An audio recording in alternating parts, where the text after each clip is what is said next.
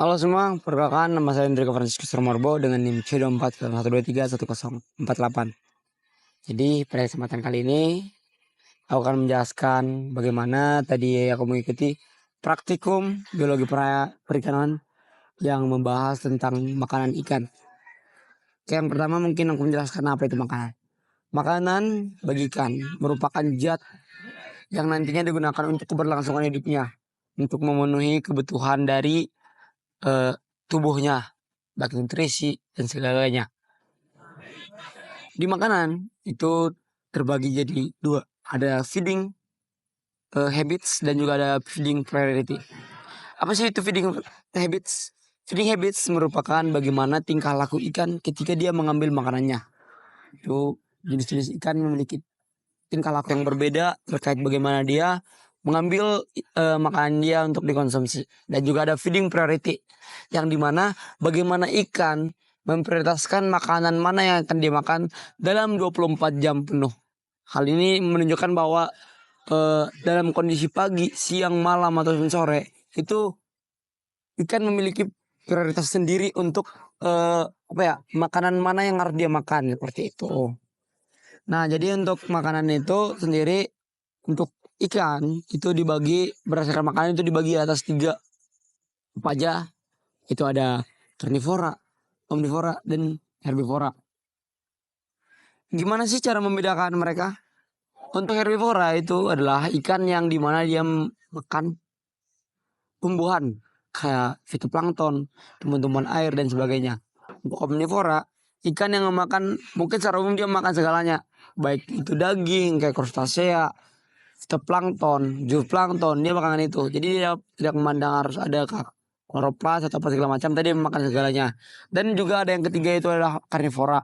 Jadi dia ini adalah tipe ikan yang dia memakan makanannya itu berbentuk mungkin daging ataupun dalam arti makhluk hidup lah, yang dia sudah makhluk hidup yang sudah memakan sebagai konsumen pertama, mungkin dia makan fitoplankton, dan konsumen kedua ini karnivora ini sebagai konsumen sekunder, dia memakan kayak biota seperti itu, kayak krustasea, ikan dan sebagainya. Tuh. Nah, gimana sih caranya ketika kita melakukan praktikum makanan untuk membedakan apakah dia karnivora, herbivora ataupun omnivora? Itu dapat kita lihat secara praktikum makanan itu kita lihat dari panjang ekor. Panjang usus relatif, sorry. Panjang usus relatif, jika dia kurang dari 3, dia termasuk herbivora. Dan ketika panjang usus relatifnya 1-3, dia itu omnivora. Dan ketika dia itu lebih dari 3, dia termasuk ke karnivora. Nah, untuk dari tipe usus sendiri, karena untuk makanan kita dikhususkan untuk karnivora, panjang usus dari karnivora sendiri tidak melebihi panjang tubuhnya. Hal ini menunjukkan kalau dia memiliki proses metabolisme yang lebih cepat karena dia memakan organisme lain. Dia harus memiliki usus yang relatif lebih tebal dan lebih memiliki daya tahan yang tinggi, lebih tebal, agar ketika dia makan organisme lain, dia dapat mempertahankan ususnya. Oke, mungkin aku langsung masuk bagaimana praktikum tadi ya.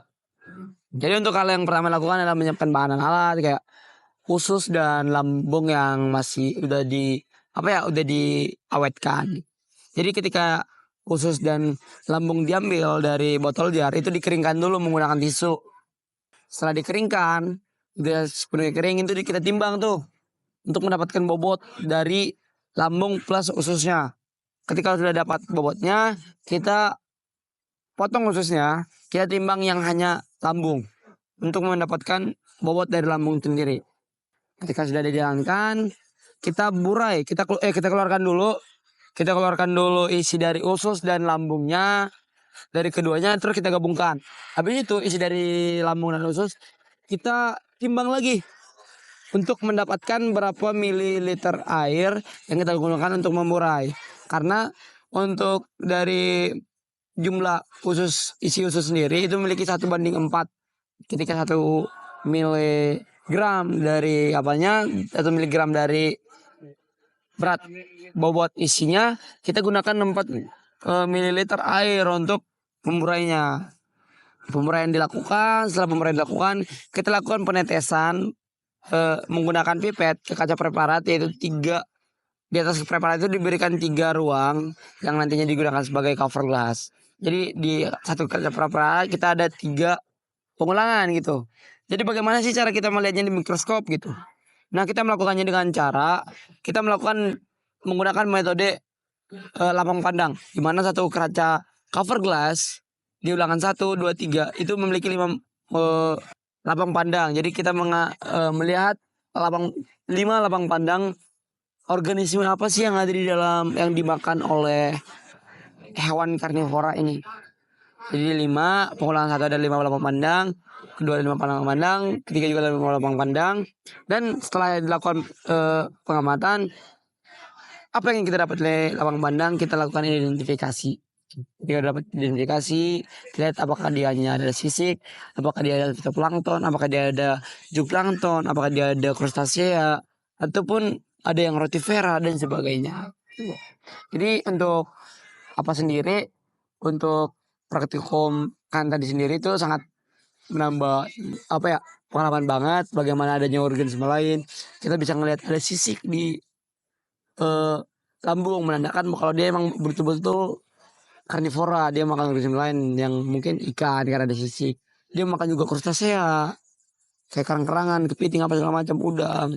Dia makan juga fitoplankton karena dia memakan organisme lain